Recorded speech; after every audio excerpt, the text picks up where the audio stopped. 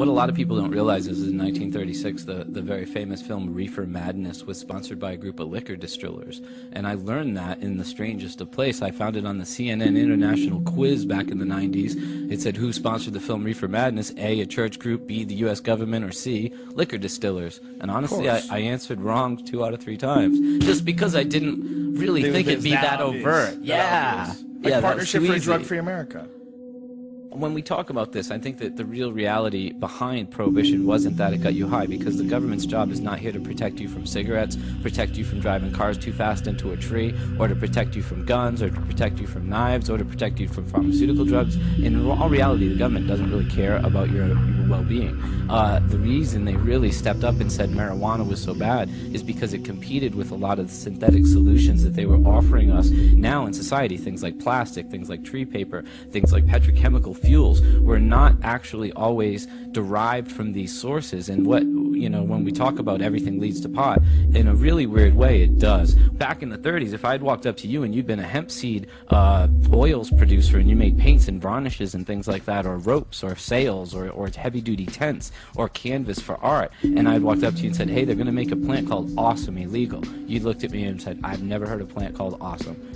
And it would be the same as calling it marijuana. It would be the same as calling it chronic, because it was a name that had no meaning. So you could have looked it up in every encyclopedia. So what we call marijuana, everyone before that called hemp or cannabis. And that is literally where the term canvas comes from. Cannabis. Yeah. All canvas came from cannabis. Yes. All the covered wagons that went west. Mona Lisa, painted on cannabis. Yeah. A fascinating thing a lot of people don't realize is when Columbus landed here, he found tobacco. He did not find what he really expected, which was cannabis hemp. Because while Europe was evolving with things like paper and cloth and sails and ropes and maps and Bibles and paints and varnishes, North America was still carving on cave walls with rocks, because the Native Americans here did not have the plant that Europe used to evolve from, really, in a sense, cavemen-like days.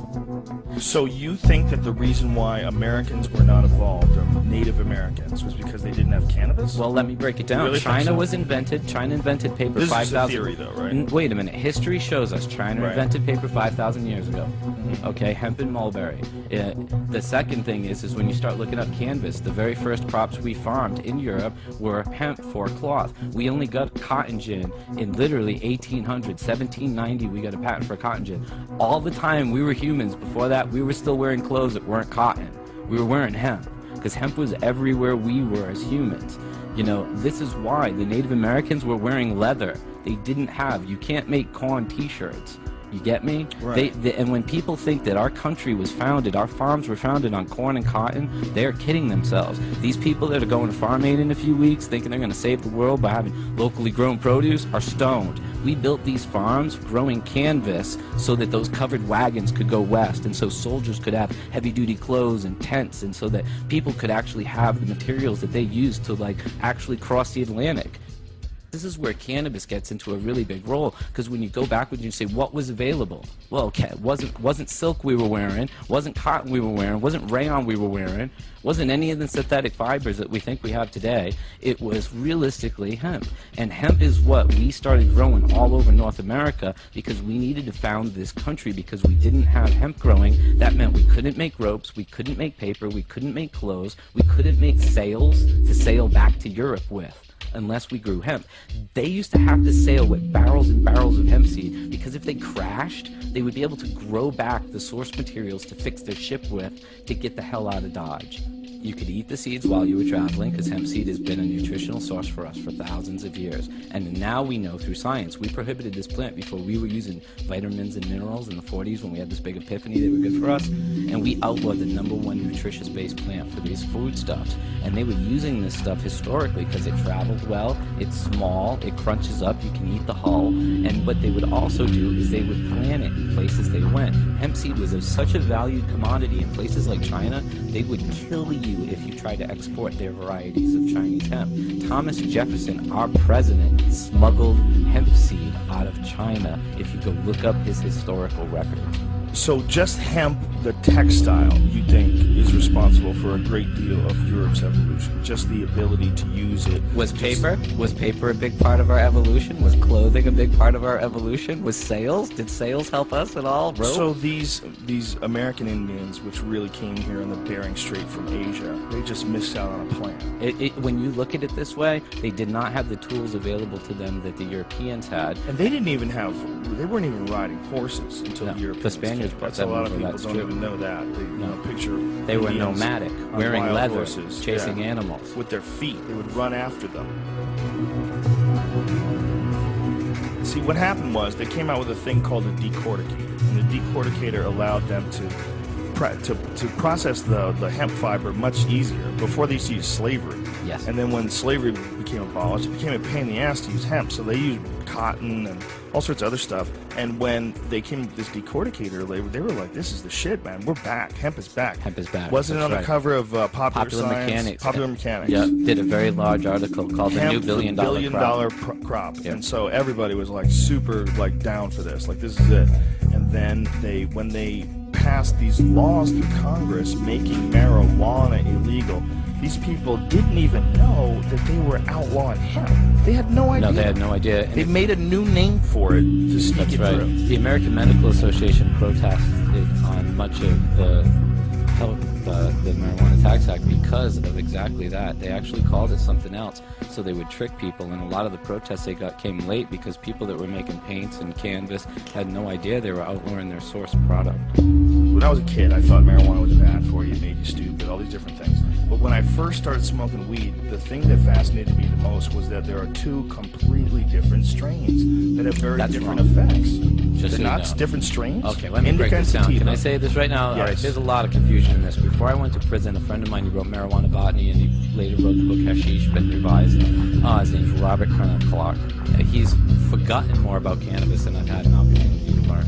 And while I was in prison, these scientists actually looked at the specimens of sativa and indica. And sativa and indica were questions. So if I walked up to you with seeds, Joe, it would actually be, does this make clothing and paper and all this stuff? Or is it like India? Because if you look up the word So indica, that's the names. indica means of or like India, okay? So when you go to India, all of the cannabis that's grown there is indica because it's in India, but when you go there, you'll find tropical varieties down by Goa and northern varieties up by the area that's now Pakistan and Hindu Kush. That is the entire range of cannabis, and it's all indica. The history lesson is interesting, but for everyone today who wants pot, there's two different effects. Indica makes you sleepy, and it makes you couch weed. It makes you what a lot of people think of as a stoner. Sativa is a totally different experience, and it makes you much more introspective. It makes you start looking at fucking telescopes and space documentaries. So, let me say it if like it's this. not a strain, what should we call it? Well, it's an equatorial variety. It's from near the equator. Because let me break this down. There's two different effects, though, correct? This is what I want people who are not pot smokers to understand Ask this. for And when you go into these deep historical... It's not, but think of it like this. Right? In the 60s and 70s, all the pot that was coming into America was like Acapulco Gold, Michoacan, Maui Wowie, Jamaican. All of these strains were from near the equator, tropical. They made you happy, horny, well-organized, wanting to do things like protest. And then the hippies went to Afghanistan. They found this short, fat-leaf plant that they thought was indica, and they started mixing it with all these tropical varieties like Maui Wowie and Thai stick and stuff, and they shortened the time it takes to flower cannabis, and they picked varieties that yielded the most amount of pot because it was prohibited. The reason being is that the ones that were equatorial, the ones that were growing on the equator, needed a longer cycle of sun. Because it's because they're in a 12-12. And those are the ones that have the different psychoactive effect. The ones that come in contact more with the sun are the ones that make you... Not so much more with the sun, it's just the varieties that develop near around the equator, where there was a longer cycle, are more, in a sense, psycho, and so, in a sense, to they wake you be grown in up. America, they have to be grown indoors. Yep. And then what happened is the hippies, in a sense, started breeding this Afghan with all of their tropical varieties, and through the 80s, we kind of developed this one-hit wonder pot that took away all that good energy and took away all that. And now, for me, I always smoke haze. I like super silver haze and then a 5x haze. For people who don't understand what you're saying, haze means sativa. In a sense, it does. In the sense, our terminology of sativa. But sativa really means most useful. By the way, we should point out that Todd knows his shit. Where's your book? Who's this guy talking all this shit about weed? Well, there was a doctor at the Fucking faggot. What does he know? This is what he knows, bitch. He's got a book, How to Grow Medical Marijuana, and it's not in print right now, right? No. To get it, you go to Amazon.com and maybe get a used copy. Yes.